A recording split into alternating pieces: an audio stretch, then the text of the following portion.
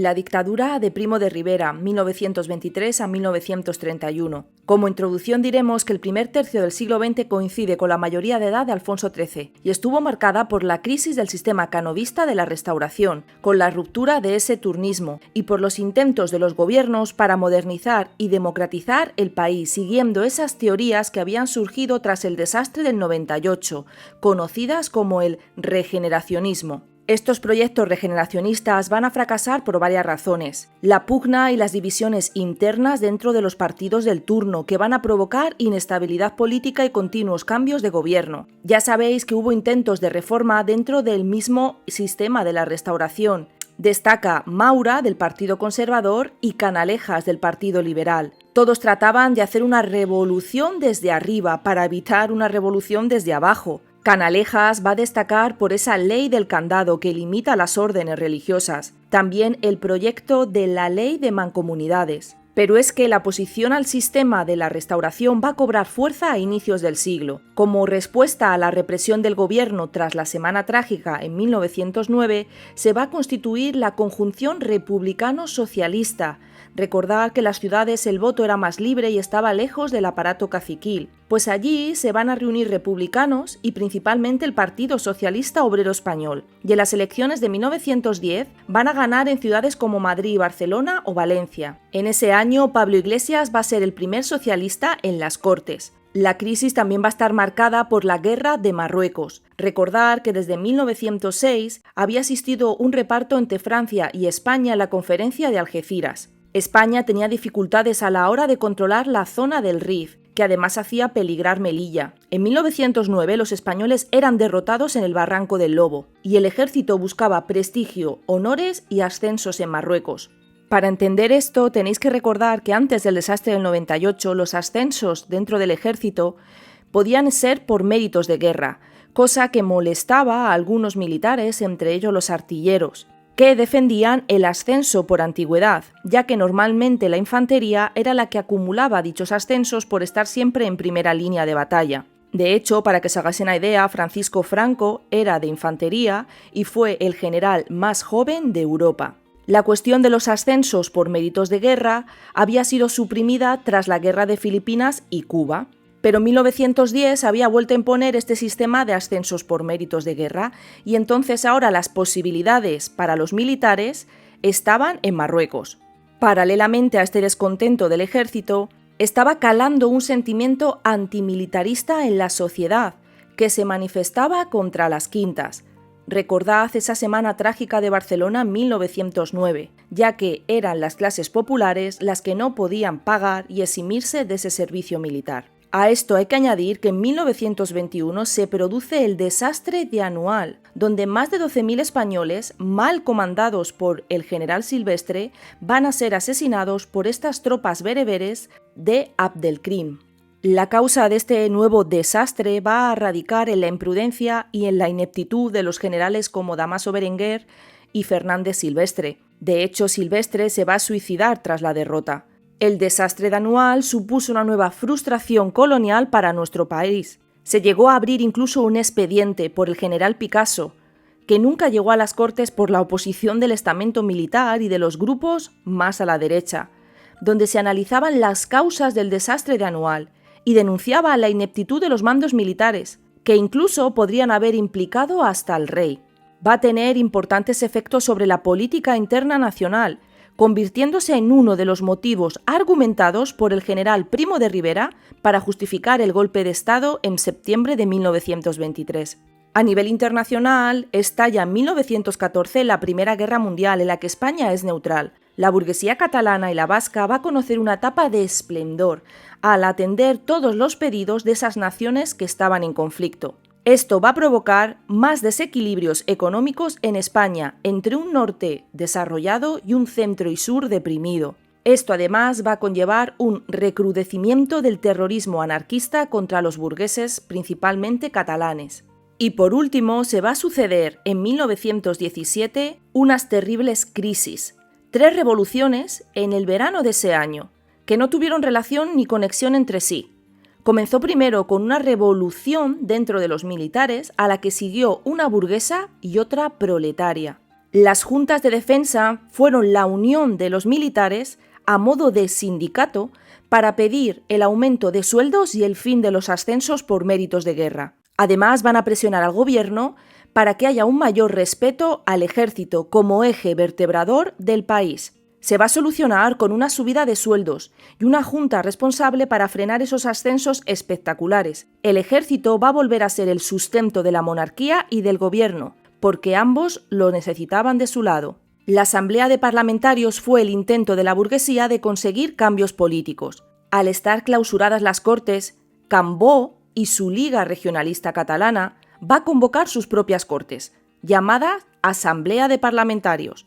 Pero el miedo de los burgueses de la Liga a aliarse con las fuerzas de izquierda va a terminar por disolver el movimiento, que además el gobierno consideraba anticonstitucional. Por último, la huelga general de 1917. La UGT, ese sindicato del PSOE, y la CNT, el sindicato anarquista, prepararon una huelga general contra el régimen y contra todo el deterioro del nivel de vida que estaban sufriendo los trabajadores. Va a ser muy secundada en Madrid, Barcelona, Asturias, Vizcaya y Zaragoza, en esas áreas más industrializadas. El gobierno va a detener al comité de la huelga y se va a aliar con ese ejército que va a salir a la calle. Pese a la durísima actitud del ejército, la huelga tardó mucho en ser dominada.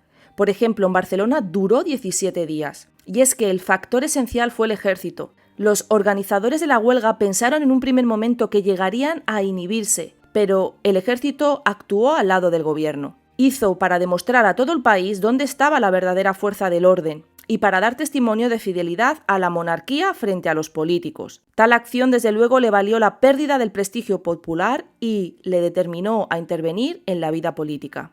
Como consecuencias de esta gran crisis de 1917, podemos decir que van a marcar el principio del fin del régimen de la Restauración, aunque sigue vigente al menos en papel hasta 1923. Entre 1918 y el 21 también se producen movilizaciones campesinas, principalmente en el sur, muy relacionadas con el anarquismo. La afiliación de la CNT, la UGT y el PSOE creció espectacularmente. En definitiva, 1917 fue la gran ocasión perdida para que España pudiera desquitarse de esas ataduras de un régimen como el de la Restauración, que encorsetaba su vida política y social. Entre 1919 y el 23, los movimientos obreros llegarán a su apogeo, sobre todo en Barcelona, con enfrentamientos con los obreros y los patronos, desórdenes callejeros, atentados terroristas, pistolerismo, esas huelgas obreras y cierre de empresas. Este era el contexto antes del golpe de Estado. De forma resumida, vamos a ver las causas internacionales e internas para el golpe de Estado del 13 de septiembre de 1923. Además de la Primera Guerra Mundial, surge en 1917 la Revolución Rusa, que va a hacer que Rusia salga del conflicto. La revolución bolchevique va a triunfar, lo que va a generar mucho temor entre las clases burguesas, por ese miedo a que llegue ese contagio comunista y se propaguen sus ideas. Pero también está surgiendo el fascismo italiano, como una contrarrevolución a este peligro de revolución marxista. Y es que en 1923 ya se había producido la Marcha sobre Roma de Mussolini, que va a instaurar el fascismo en aquel país. Solo Francia, Gran Bretaña y Estados Unidos van a apostar por el mantenimiento de la democracia, ya que también en otros países como Japón o en los Balcanes o en la zona del Este se van a instaurar regímenes autoritarios. Y es que, sin ser fascista, Primo de Rivera era admirador de Mussolini, a quien vio como un defensor en la lucha contra esa corrupción y la anarquía que estaban afectando Italia. De hecho, el mismo rey Alfonso XIII se dice que llegó a denominar a Primo de Rivera como mi Mussolini. Por último, a nivel internacional no nos podemos olvidar de que las crisis de la democracia van a ser acentuadas por la crisis económica del crack de Wall Street en 1929. Que va a hacer que más adelante el Estado tenga que intervenir para solucionar los problemas económicos, como hizo Estados Unidos con la introducción del New Deal. Y a nivel interno, el agotamiento del sistema de la Restauración y esa crisis de la monarquía. También cómo las izquierdas cada vez estaban radicalizándose. Se va a llegar a fundar el Partido Comunista en España, dentro de un sector más extremista del PSOE. El creciente protagonismo del ejército en la vida política del país ya se había manifestado en esa crisis del 17, unido al desprestigio del desastre de Anual. La grave situación de orden público, la corrupción política, el pistolerismo, el alza de los precios, todo esto reclamaba la solución drástica del problema. Por último, el auge de los nacionalismos periféricos, el catalán y el vasco, eran mal vistos por el ejército, también por los grupos más a la derecha, a pesar del que el catalanismo, en ese momento, el de la Liga, era bastante moderado y burgués. El 13 de septiembre de 1923, Miguel Primo de Rivera, que era capitán general de Cataluña y muy popular, encabezó el golpe de Estado que triunfó en todo el país y que fue visto con buenos ojos por el rey Alfonso XIII. De esta manera, el destino de la monarquía quedaba ligada a la del dictador. No se ha podido demostrar que el rey promoviese el golpe de Estado, pero parece ser que no cabe duda de que estaba enterado de lo que se tramaba. Además, Alfonso XIII se sentía ahogado por una constitución, la del 76, que le dejaba poca libertad de acción, llegando incluso a afirmar que él podría gobernar con la constitución o sin ella. Miguel Primo de Rivera era un militar de prestigio que había estado en las campañas de Cuba, Filipinas, Marruecos. Va a conseguir triunfar en este golpe de Estado con el apoyo de algunos generales como Sanjurjo en Zaragoza, que también será importante más adelante. El presidente de gobierno en ese momento, García Prieto, va a solicitar al rey que destituyese a estos militares sublevados, pero el rey se niega. El gobierno no tuvo más remedio que dimitir. Entonces, el rey llamó al general Primo de Rivera para que se hiciese cargo del gobierno y por real decreto, el 15 de septiembre de 1923, tomó el cargo de presidente del directorio militar encargado de la gobernación del Estado.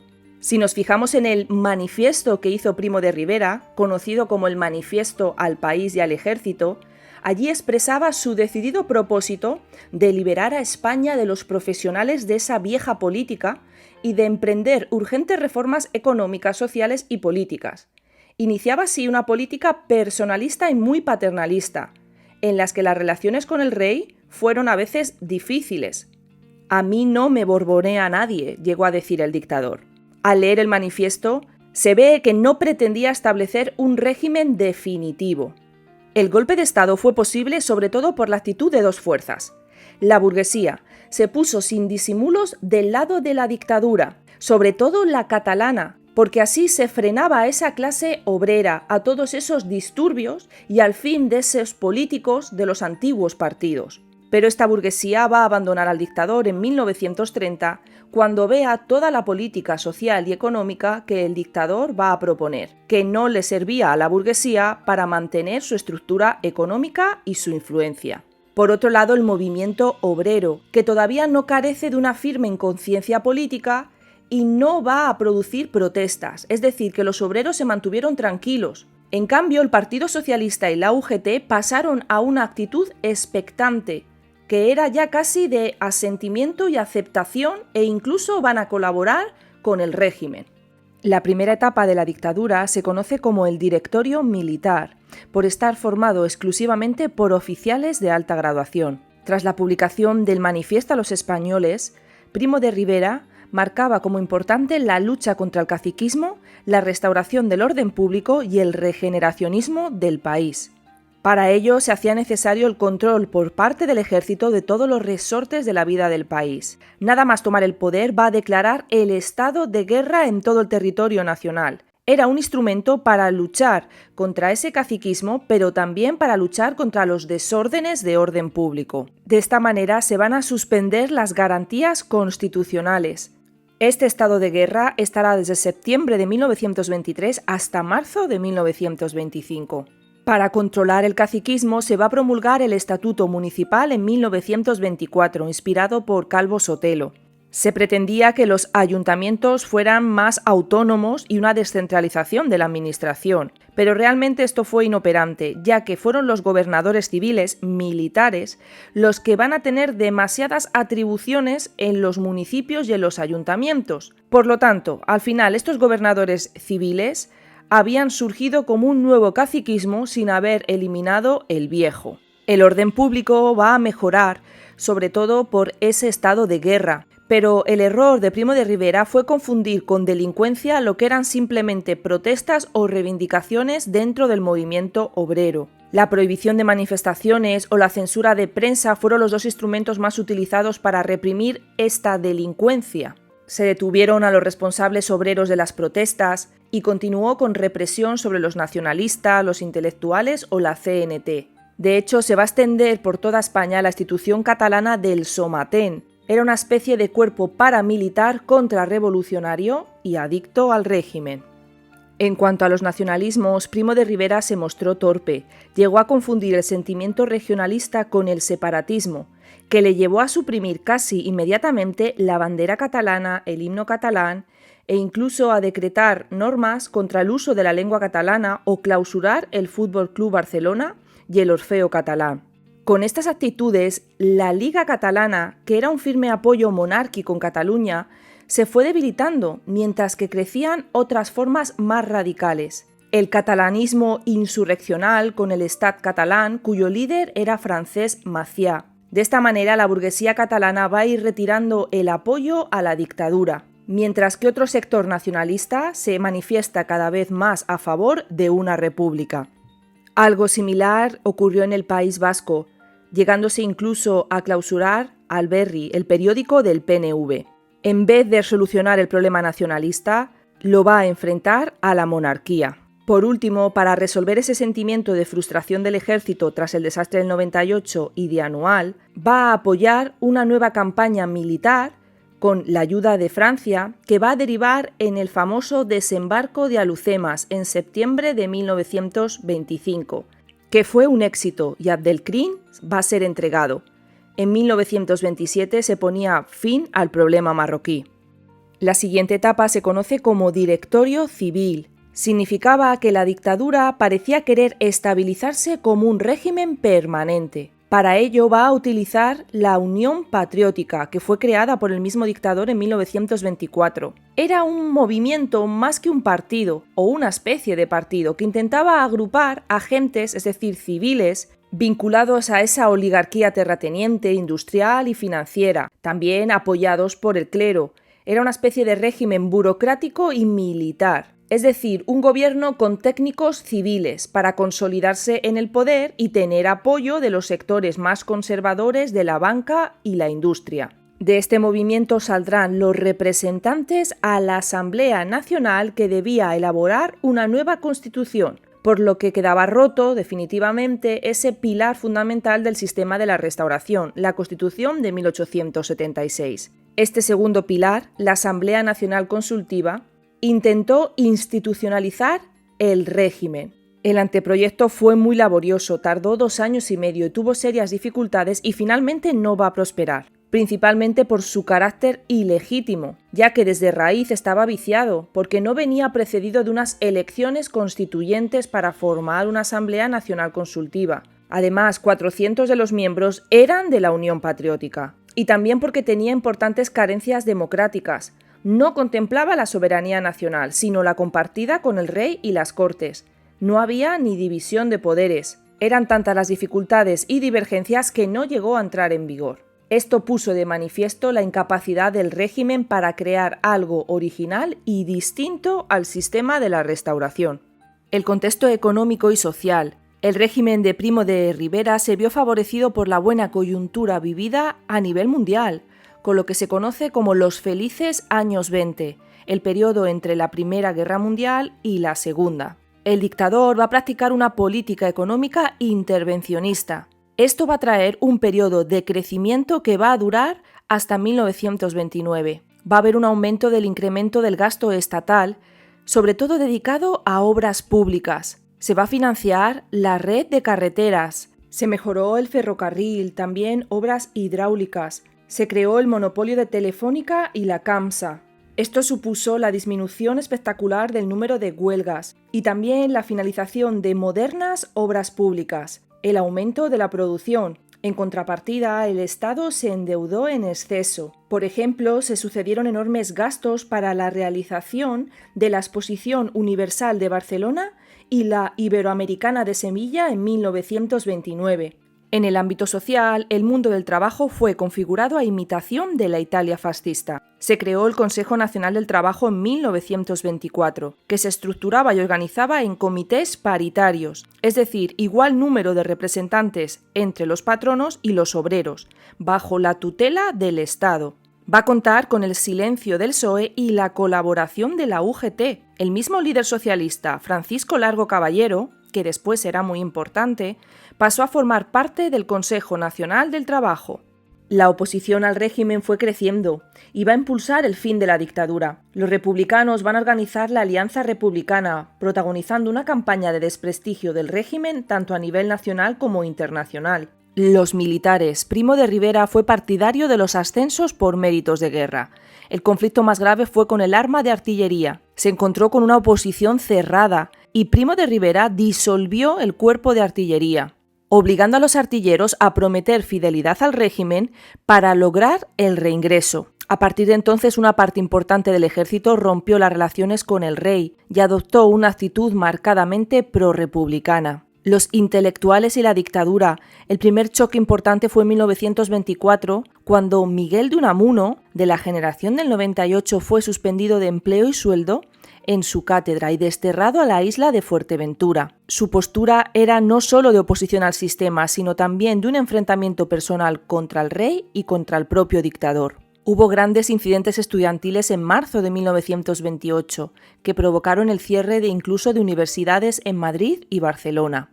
Las críticas del dictador contra los universitarios van a provocar también la indignación de un grupo de catedráticos de la talla de José Ortega y Gasset y Fernando de los Ríos. Esta agresión hizo que la clase intelectual en su totalidad coincidiera con el objetivo de que ya era hora de librar al país del régimen de Primo de Rivera. Los intelectuales y el ejército de la península serán las dos fuerzas que contribuyan más directamente en la caída de Primo de Rivera. Pero junto a estas hubo otros problemas, como la cuestión catalana.